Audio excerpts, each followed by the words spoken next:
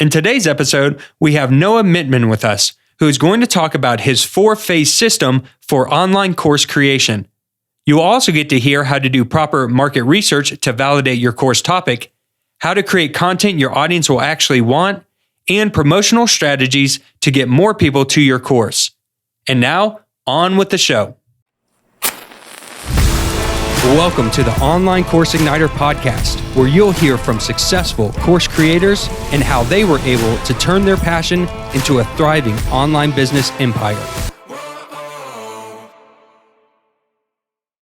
Hey everyone, thanks for checking out the show today. We have Noah Mittman, the course creator coach, who is going to talk to us today about some great tips and tricks around course creation and his system that he has built for online course creators. And super excited to have you on the show today. How are you doing today, Noah? Thanks so much for having me. I'm great. How are you? Yeah, doing really good. Been batching some new podcast episodes, and I'm glad that you reached out. And I was looking over some of your material, and it looks like you've got an extensive knowledge in video and production and online courses. And I'm super excited to dive right into the content, but I always like to start at the beginning. So why don't you just take a couple moments, and for anyone out there listening who doesn't know who you are, if you could just give us a little bit of a backstory of what you were doing before online business and online courses, and then how did you get into this world? Yeah, no, it's absolutely. So I've been a filmmaker for 15 years plus, started in high school, and had a pretty successful video marketing business. My company is called Snowman Films, and that was going really well. And then COVID hit, and I've been kind of interested in online courses for a while, but when March D-Day of 2020 happened, pretty much the entire in-person video production market paused. So all that business went away, and kind of dove into really studying deeply about online courses and how to make them, and where to put them out, how to sell them. And over time, with studying and kind of asking a bunch of questions and really getting some knowledge and some feedback on what I was making, came up with this kind of 4-phase course creation system, and realized that I could really help a lot of people. So the first course that I came out with was filming an online course at home, which makes sense for the filmmaking background. Helping people really just with their phone make an online course that can actually be completed and go out there and have a video course before, where they didn't have one before. But what I realized after that was people need a lot more help with the different phases of course creation. So really realized that I can help them in a lot more ways than just filming. So kind of took it upon myself to have my the energy that I'm putting out there to really empower course creating solopreneurs and equip them with fully integrated, monetizable, comprehensive courses and ideas. And with that, I've kind of created this 4-phase system of phase 1 being market research. Really making sure that the ideas that you have, the expertise that you have, has a market and has interest. And so you're not just diving in blind and hoping that you're successful. You actually have feedback that you will be successful before that. Phase 2 is content, which is the filming, the editing, the posting, all that stuff of actually making your course. Phase 3 is technology, which is getting your course up online, getting the funnel built, getting the landing page built, getting set up on Thinkific or whatever platform you choose. Figuring out all the tech stuff, which I know is super overwhelming for a lot of people. And then phase 4 is promotion, which is you're essentially, after you hit publish on your course, that's your your full-time job is promoting. You're not going to be a millionaire just because you have a course online. That's not how it works, unfortunately. So I always say, once you hit publish, your work is 50% done. Your full-time job, everything, most of where your energy should be going while you're selling that one thing is to be promoting that one thing, going on podcasts, going on, getting the word out, making video content, making marketing stuff, spreading the word to new eyes and ears about your course. So that's kind of the journey that I've been on. in the last year or so, and it's been fun. The other thing, super cool thing that, I mean, I'm sure everybody that is a fan of online courses knows, is as soon as you make something for the online space, your market now goes from local to global. So you're not just trying to, sell to people in your community. You can sell to people all over the world, which is, millions and billions of people, which is pretty cool to be able to connect with the global market where you couldn't before. Yeah, it's really interesting that I get to speak to a lot of people who are in the online course space, and when having conversations with them, the one of the number one reasons that I get from people is the fact that they are now able to take information that they have and share that knowledge on a much bigger level. That is a really big thing for people, and it's really awesome to see that people are out there trying to reach others. And like you said, if you have a local business, while that's great and you can serve the local community, there's only so much you can do. And then when you go online, Exactly. you're able to move that across. Well, I mean, for context, like we're recording this in March of 2021.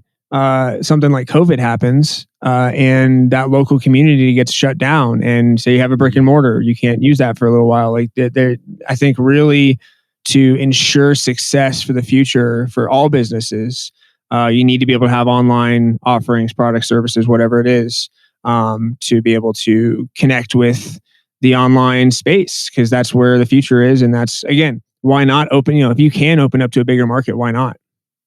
Yeah, definitely. One of my favorite things to do is talking to people who have those brick and mortar businesses, and it might not be video production, it might be a bakery or something like that, and letting them realize that you could use an online course to supplement that business. It doesn't have to take it Exactly. over per se, but if you have, a gym, or you're a gym coach, that you can have a course to give to someone. It could be part of the program. It could be a freebie that you offer as part of their coaching program. So I love that idea. Just what you said, so going on those examples, like you got the bakery, you can have, a whole course series on cool recipes to make or cool things to do with the bread. With, I mean, obviously with the gym, having a supplemental, like, here's a home workout you can do because everybody's spending so much Mhm. time at home now. Here's, a workout series. Here's, follow me for on this day, we'll do a workout together. Like there's so many things you can do in the online space, that again, you can have people from all over the world. Freaking Australia is a massive market. Canada is a massive market. Like there's so much to do in the online space. Yeah, definitely. So let's dive into the four-phase course creation system that you've set up. So in the beginning market research phase, that is just trying to figure out who your audience is and who you're trying to serve. How does that work? Yeah, exactly. So, I mean, I think the first step is, what do you want to teach? What do you want to make a course on? What are you an expert in? What are you passionate about? Because if you're not passionate about whatever it is you're teaching, it's going to be very hard to scale it, because you're going to essentially, I mean, think about, you're going to, if you get successful with this, you could be talking about this, you could be pushing this for the next 10 years, or longer. So really having something that you have a good time with and that you are excited about is a big place to start. So once you have that, then knowing specifically who you're serving, really figuring out that ideal customer. How old are they? What gender are they? Where do they live? How much do they make? Where do they hang out online? Mainly, where do they hang out online?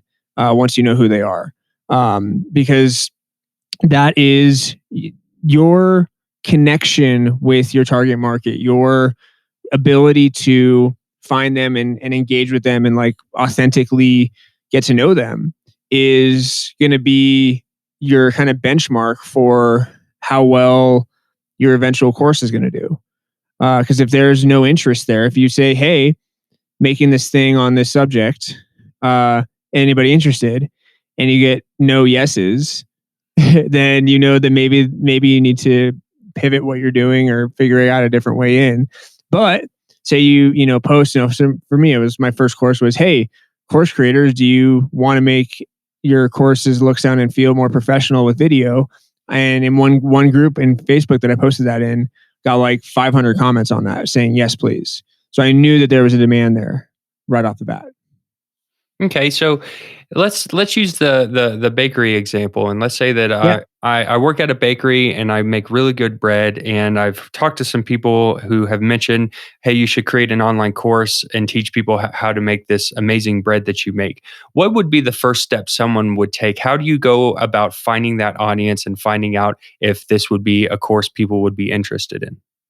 absolutely. Great question. So, I would go on. So think about all the different so social media is the answer on this. For the most part, that is, I think, the best use of time and money. So you're not spending a ton. It's free. You just have to engage and go find your communities, to really connect with people. So you have Facebook groups, you have Instagram hashtags, you have probably not LinkedIn as much. I would really focus for that on like Facebook, Instagram, and Clubhouse, because those are all, and maybe Reddit a little bit, just anywhere where there's a community of people that are interested in baking. So go on Facebook and search in groups baking, bakery, like whatever, people that have interests in baking. And that's where you can start asking, like, hey, I have this signature recipe for this amazing bread. Is anybody interested in learning it or trying it out? And see what the response is. See, hey, here's some of the key ingredients that I will, walk you through everything. Like, does that sound cool? And depending on what the response is, which most I'm guessing for baking is probably going to be a yes because everybody's down to try new stuff out. Um, you can really be off to a head start, and you have already started to build your relationship with those potential customers. They can go check out your profile, become friends, message you, whatever that is. You're already connecting with your students. You're already connecting with potential people that are interested. On Instagram, having the baking hashtag or the bakery or recipe, baking recipes hashtags, going in and commenting on their photos, having them and then and previewing maybe some awesome photos of the bread there, the recipe that you've made yourself, and seeing, ask, hey, who wants to learn this recipe? Who wants to learn about this? And again, the response is the response. And if you're in a good spot, it's going to be positive and people are excited, and you know that this will be worth the time to move forward on. That was going to be my next question is once you start getting these responses in, how do you judge or how do you gauge the success of the course or if it's something that you should continue forward with? Yeah. I mean, I would say just the amount of positive response that comes back.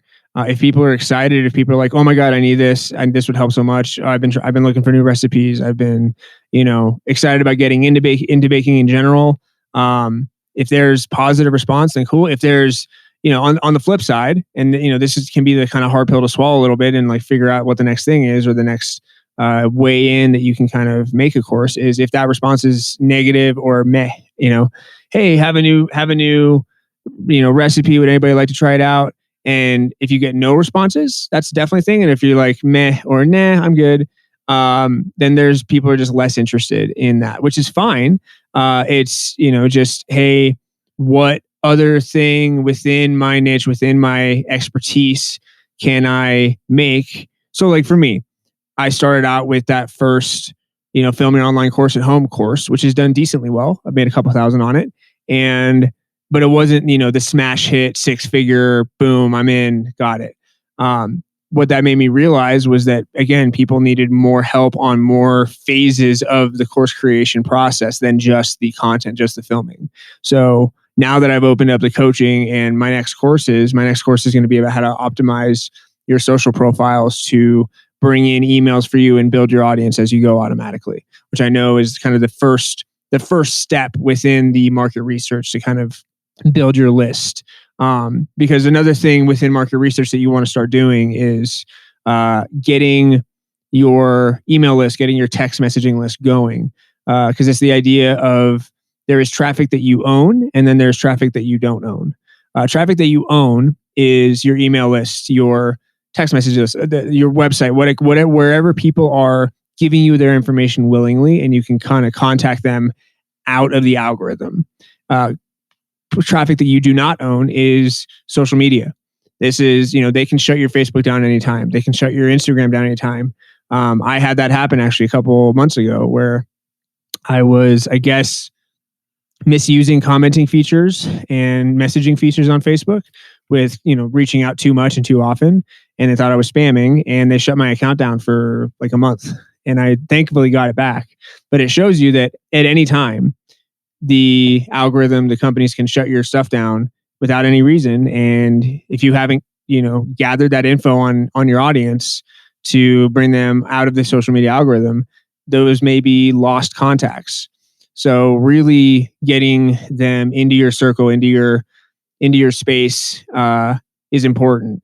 And again, now that I know that people need more help with the entire process, my business has started to grow, and really I've started to find more responses and more yeses and more money. And so now I have kind of a roadmap of where I'm going to go from here instead of finding that first thing. So it's really about testing and listening to what people want.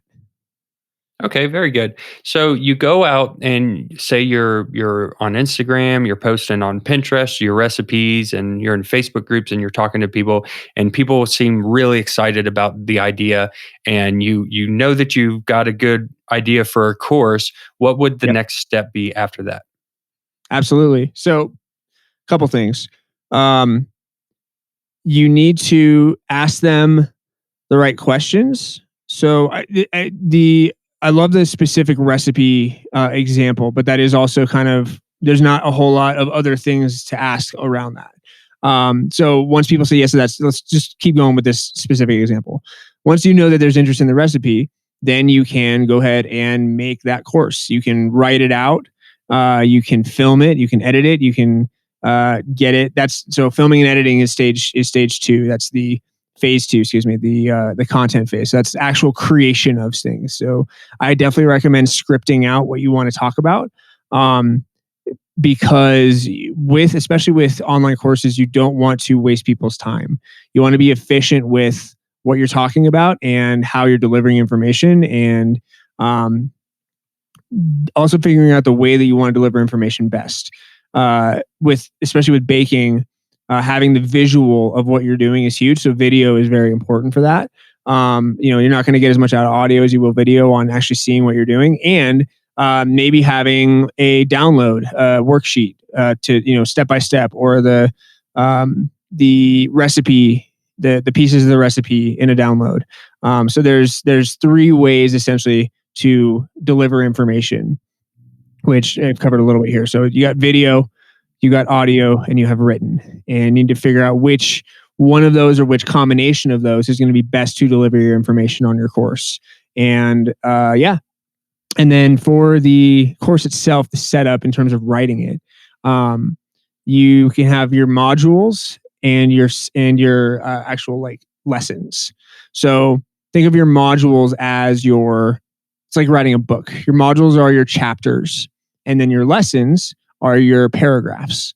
So the modules are like bigger ideas, bigger kind of uh, like sections essentially. And then your lessons are the specific things per, the process they're going to go through step by step to get there.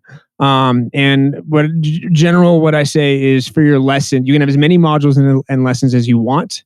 But for lessons, try to keep them to 10 minutes or less, because it'll help people get the momentum and actually finish your course. Because successful course creation, being a successful course creator means that people actually finish your course. They go all the way through and they achieve the goal that you have set out for them. Marketing is a separate thing, but as a course creator, your finish rate, I think, is a good way to go on if you're being successful with it. So yeah, go out and film and edit and get all of it made. Another huge thing, I think, for the filming side of things is to use a teleprompter. So you can get a teleprompter app on your phone. This will cut your filming time by 50% or more consistently. It really has been a lifesaver for me, because I can't memorize that well. And being able to just look at the words and read them off. Basically what a teleprompter is it lets you look in the screen of your camera or your phone and read off your script to while you're essentially looking right at camera. So it looks like you're looking at camera, but you're actually reading text, which is a really efficient use of time, I think. Is there a particular teleprompter that you like? Yeah, so it depends on if you're filming on your phone or a camera. So from your phone, if you're using an iPhone, I recommend Teleprompter for video. It has like a little orange icon with a face in it, or orange icon with the in the App Store. It has like a face, a guy's face, like to show you the preview of it. And then for Android, you want it's called Teleprompter, Nano Teleprompter. Nano Teleprompter. The teleprompter for video for iPhone is like $4 or is free, and the Nano Teleprompter is like $4. And then if you are on an actual camera, oh God, let's see. I'm trying to pull up I don't have it offhand. But look up there. If you just look for Google Teleprompter for, DSLR or whatever, you can find a good option there's a bunch of different ones. I think Parrot Teleprompter is one of them.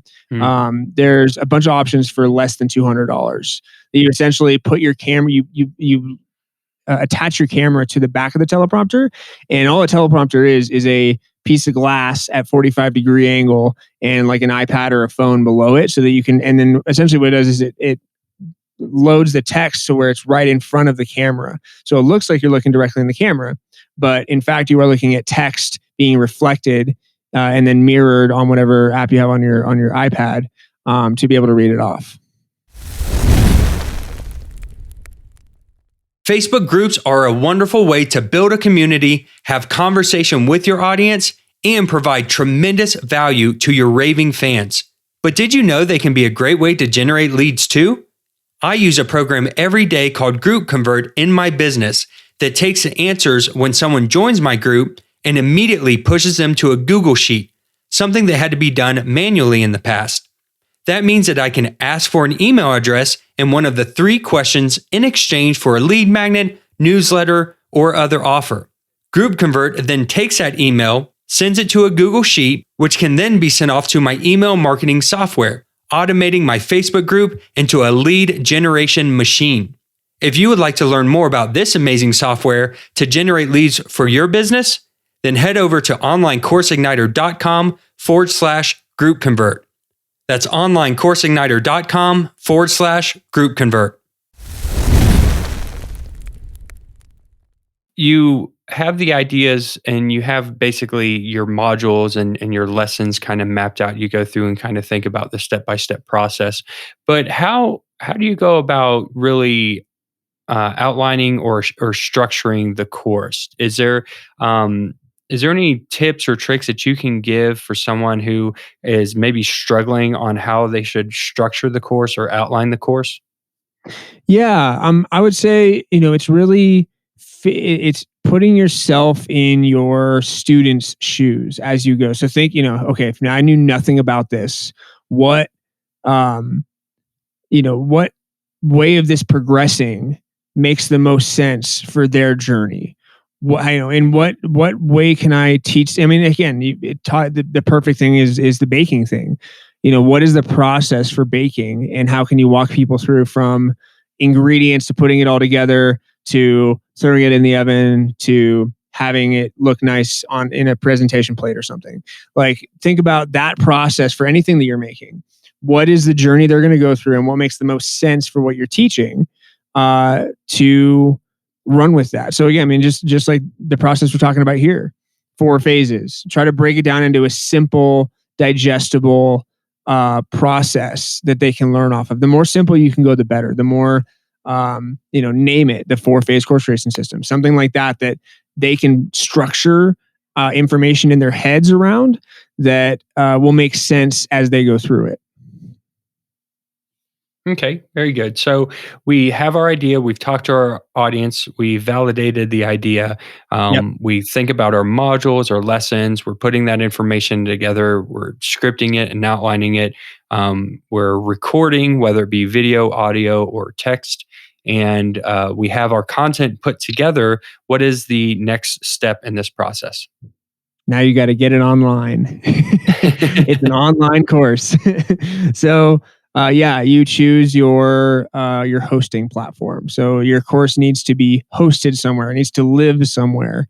And the one that I recommend, there's a lot of options out there. So definitely do your own research. But the one I like a lot is Thinkific, Thinkific.com. The reason being, they give you your first 3 courses for free.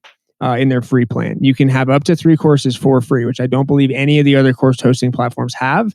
And it's perfect for just getting going with this, not having too much cost involved and really testing your stuff out. So you get those videos uploaded, you get your downloads to go with your videos uploaded, you get your landing page uploaded on that. If you can, the way I really recommend doing it, if you can, is having a free offer to kind of bring people in. So you have take just the biggest nugget of your course and have it as a free download or video or whatever to pique interest from people in your course, that you can then build a funnel around, which is the next steps. You host your course and then you build a funnel to drive traffic to that course. These are getting your systems set up before you drive traffic and you promote it. So a funnel can be a webinar, can be a download, can be a video, whatever it is, to capture those emails, capture that contact info, that then gets people into the next level of interest of you. And again, you can sell right out of that. Say it's a webinar. You can sell the course out of the webinar.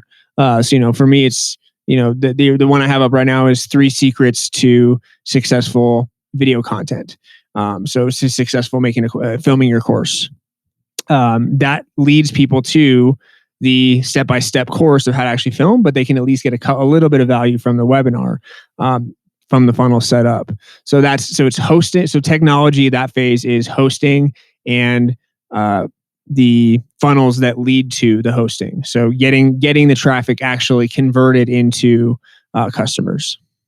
Okay, and then in this phase, what is all the software someone would need to set all of this up? Does Thinkific handle everything, or are you using any kind of funnel software, email software? Yes. What does the software side of things look like that you would need for this? Absolutely. So let's just walk through the journey of the customer here. So you put out ClickFunnels is what I use for my funnel software. It's great. It's powerful, and it really just focuses on the funnel side of things. It's not trying to do too much like some of the other ones. So that is the link that I post onto social is my ClickFunnels funnel. What I use to capture emails after somebody has entered that email to kind of get the free thing that I'm giving out is Activecampaign. Activecampaign is awesome. It's all the email kind of, what do you call it, hosting or campaign ones are pretty similar in price. I like Activecampaign because the automation you can do with it is super simple and powerful. I have a whole 7 email welcome sequence that people go into after they get their freebie that I set up once and I don't have to think about it anymore. So that I have anywhere from 20 to 30 people right now in my in different stages of my welcome sequence.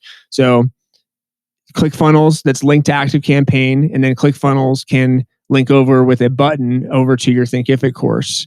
And you can choose to either sell it through ClickFunnels or just have a button that goes to the Thinkific course and they can purchase on Thinkific. Either way is fine. Whatever way. Just the main thing is you have an easy way for people to give you money. I like having the purchase actually happen through ClickFunnels because they have that momentum of buying, and then they just are right there to enter their credit card information. They don't have to go to a different website to make that buying decision. You kind of want to grab them while you have, right at that peak, excited moment of like, finding your stuff. But yeah, so Activecampaign for email, ClickFunnels for your funnel, and Thinkific for the actual hosting of the course. Okay, very good. So you have this set up. You've got a funnel set up, and can you just maybe for someone who is just getting started and listening to this, and some of these things are new to them, can you briefly just describe what is a funnel and why do you need one? 100%. Yeah. So let's see. Think about this: a website versus a funnel. Your classic website has a bunch of buttons to push, a bunch of options. You maybe have your, about me, your products and services page, your contact page.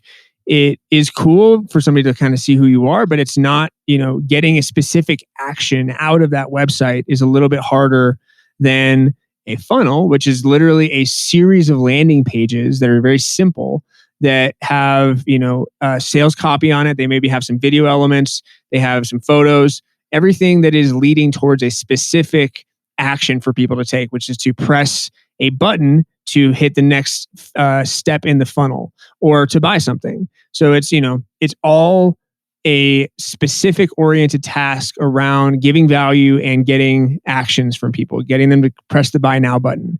And there's no other options on the funnel page of like about you or, contact me. You can have those as elements within the funnel page. So just like a little description paragraph of who you are, but they don't have to click onto a different page, which, if they do, it definitely statistically, they're less likely to stick around to the purchase if they have a lot of options to do. It's keeping it very simple for them to figure out who you are, figure out what you're helping them with, and seeing if they want to take that next step, whether it is getting your download or buying from you, or getting whatever content you have to give them. It's just keeping it simple and keeping it clear for them to get into your world. Okay, awesome. And I noticed earlier you said that you have maybe some kind of freebie, like the biggest nugget of your course. You stick that Yeah. at the beginning of the funnel to get people in. It's your lead magnet. Okay, and that leads people into your products and your services, and then that's where you sell them the course, and then that hooks up to the email software so that you can continue to email them going forward. Is that correct? That's correct. Okay. Is there any other tech or technology at this point that we would need to be concerned about, or anything else that needs to be hooked up? I'll tell you, that's it. That is the deepest dive I've done on the technology phase in a podcast. So thank you for those questions. That was great. Yeah, it's good. I try to make sure that we break it down for anyone who's listening, who's first time or a beginner, and they're like, a Oh yeah, funnel? What's automation? What's a funnel? So it's good to go into those things breaking and down the really. jargon. Yeah, yeah, exactly. Okay, so we validated our idea. We did our market research. We've got our course put together. We have it uploaded on a platform like Thinkific. We have a funnel set up where we can get people in and make purchases. We have email set up where we can continue to email them. I guess the next thing now would be to go out and promote that to the world. Is that correct? That's exactly right. Yeah. So now that we have our systems built, with the funnel, with the hosting, now we can go spread those systems around as much as possible. Because if you think about it, if you don't do the systems and then you start promoting, so say you skip phase 3 with the funnel, you go out promoting, you have a bunch of people interested in, but then you have to manually yourself show them exactly where things are, or you don't even have them set up yet. So like people are like, where are your products and services? When you have those systems set up, now you can comfortably go out and just say, hey, here's the link. And then they go through that entire process very smoothly, very easily, and they can make that buying decision, or they can just, again, get into your world more and get on your email list and, get all the value you're giving out there. The main point of this is that you have to promote. You have to go and talk about it. This is called what I like to refer as the other 50% of work. Once you hit publish, you are 50% done. 50%. So promoting is now the other 50%. This is how you make your stuff successful. You get out there, you make video content, you make your lead magnets, you get on podcasts. This is kind of the movie premiere system of how I think about it. You have your movie trailers, which is your video content that you can kind of put out your value content. You have your movie posters, which is your photos, your quotes, your all that stuff that's still images, changing up the kind of style of content that you put out. And then you have your like talk show interviews, which is always how movies get promoted with the cast. And this is podcasting. This is doing interviews on whatever shows you can find, what other avenues you can find, getting out there and talking about it. So that's really the for the foreseeable future. Once you have your stuff online, promoting is what you're going to do. This is why way back in the beginning when I said you need to be excited and passionate about your course and your idea, is because you're going to be talking about it a lot. You're going to be out there getting the word out, helping people with small stuff and getting them like, hey, if you need more like I just helped you with, you can go check out my lead magnet, go get the download. You're pushing people to your funnel with your promotion. Okay, and do you do any type of special launch strategies or any type of promotional strategies? Say, like a launch sequence where we're launching for 5 days or 10 days, or do you do any type of coupons or discounts or anything like that during this phase? Honestly, I like the kind of having, the reason that you have a funnel, the reason that you are paying for ClickFunnels, the reason you have all your stuff up, that you've created the automations, is that it can be up all the time. I definitely know that people do launches. I've done launches myself.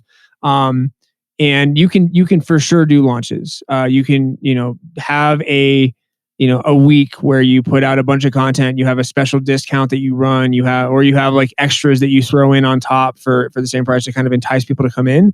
But I think over time, having that, helping people where they need help, and as long as again, the main thing with promoting is that you're getting in the conversation, you're getting in the space of where your ideal customers are, and you are helping and putting out content and being loud and creating value for them, so that when they're ready, depending on if that happens to be during your launch or not, your stuff is available for them.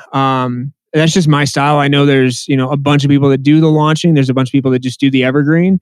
Um, I like the idea of being able to just help people at the point that they need help, and not have to be like, okay, wait 3 months and I'll have another launch and you can get in again. Hmm. I think it's more accessible to have it open and have it available for people when and where they need it as you go. Because then you don't have to, there's it's a lot of energy to do a launch. I've been through several. It is it's a lot. It's a lot to put out, and versus just putting out consistent content and having people find you when they want to find you. And that's that's even where you put out a good video and somebody finds the funnel from there on the opposite side of the world, and you wake up after they made a purchase and you have made money in your sleep. I'm not saying this is passive because you're putting in the work. I'm just saying, depending on where you live, you can have sales in your sleep because of somebody finding your content at the right time. Yeah, that's one thing that you said that I also enjoy about this business a lot is the fact that once you create these systems and you have them in place, they are there for a lifetime or until the Exactly. internet goes away. So, Which is not you going to know, happen, I guarantee it. you think about our original example about being a baker working in a bakery.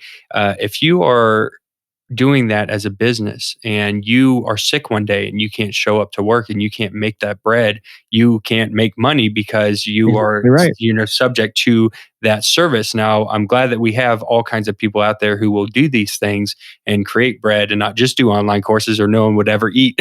But it's great to think that someone can take their business and put information online and it becomes a 24-hour sales process for you. 100%. And because again, you need to sleep at some point, and say you have a brick and mortar, that business is going to close for some hours. Whereas online, if you have offerings that are available all the time, that never closes.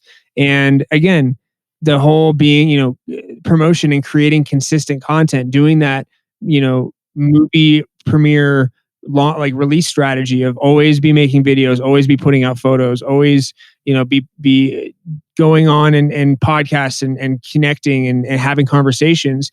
What's beautiful about those is those are evergreen. You have a whole, at some point, you're going to have a whole library of other podcasts that you've been on that are up online. And some people could find that a year from now and love you and go buy your stuff. And that was because of work you did a year ago. It's always up there and it's always available.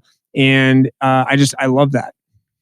Yeah, that's awesome. So we got our four-phase system. We validate. We go do the market research. We build our content and structure out our course. We put all the information together. We get it uploaded. We get our technology set up so we can have a sales funnel and an automation process going on. And then we're out there promoting and telling the world and driving people into that sales funnel. Is there anything else that we missed or that you would like to add?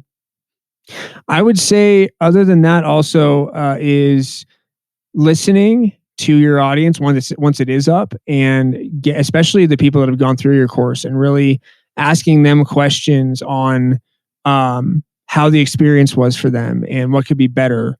And then listening to that. If they say, hey, like this section could use help, you can always, the other reason I love being evergreen is you can update your course as you go. You can evolve it and make it better. And it is one of my favorite sayings is perfection is not a destination, it's a direction. So you're always in the direction of perfection. You will never get there because we're humans and we're inherently not perfect, but you can make your stuff better as you go, and you can make yourself more efficient, and you can make your course better. And I think not being afraid to do that, because again, you're the next person that finds you, it's a new experience for them. So the better you can be over time, and the more you can kind of listen to your audience and what they're wanting and needing, it'll also, I mean, doing that will also lead you to what your next course will be. That's really, because that's part of why I think Thinkific does 3 free courses to begin with. They know that course creators don't ever just create one course. We are always making new stuff. Mm-hmm. Yeah, I like that a lot. So, thinking to the person out there listening who hasn't created a course, they're in that very beginning phase where they're just trying to figure out what they're going to create a course on, or if it is even a possibility for them. What's a piece of advice that you would tell someone like that who's just starting out in that beginning phase? That is that. Okay, I have a perfect answer, and it's also the name of my Facebook group. It is to stop waiting and start creating. Um, don't think too much about that. Obviously, like, validate and stuff, but also don't get in your own way on this.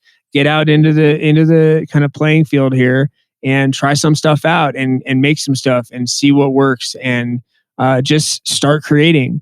Knowing that it's not going to be perfect, you can start now, and you can start testing stuff out, and you can start building those relationships, because if you start today, think about where you're going to be in 6 months versus if you start in 6 months. You can at least gain knowledge and gain insight, and start those conversations, and get into those communities of where your ideal customers are, because that is what's going to lead to your success overall. That is always going to be your guiding principle and guiding light, is what your ideal customers are saying and giving feedback on and telling you. And that's, so just start waiting and stop waiting and start creating. Awesome. Yeah. So if you're listening and you're on your phone or you're by your computer, go hop into Facebook and join Noah's group. Stop waiting and start creating. And Noah, thank you Yeah, so much. stop waiting and start creating your online course is the full name. Okay, Or very good. excuse me, start creating your course, which is actually also the podcast name. My podcast is called Create Your Course. Okay, cool. We'll definitely link all that up in the show notes. And is there anywhere else that you would like to send people if they would like to find out more about you online? Absolutely, yeah. I'm on LinkedIn as the Snowman, Noah the Snowman. I'm on Facebook. You can, Noah Mittman is my personal profile. Again, the Facebook group is Stop Waiting and Start Creating Your Course. On Instagram, I am Snowman Films. I'm on TikTok. I'm on. I have a community texting platform. If you can see that on my Facebook and my LinkedIn info, and I'm on Clubhouse. Noah Mittman. If you search Noah Mittman or Snowman Films, you'll be able to find me pretty much anywhere. Cool. Awesome. Noah, thank you so much for coming on the podcast today and sharing your expertise with us and your 4-phase system. I think it makes a lot of sense. I think it will really help some people out there. And I just wish you success going forward in the future. Jeremy, thank you so much. This is an awesome show, and I appreciate what you're doing. Thanks so much for joining us today, Noah. You can find out more about him and his business by visiting the Stop Waiting and Start Creating Your Course Facebook group. Or you can get the show notes of this episode along with links and resources by visiting onlinecourseigniter.com/25. See you next week for an all new episode. Thank you for tuning in to the Online Course Igniter podcast. Make sure you subscribe wherever you're listening so that you don't miss an episode. If you would like to learn more marketing strategies and how to sell your online course, then also check out our free community where we share tips, tricks, and tutorials at onlinecourseigniter.com/community.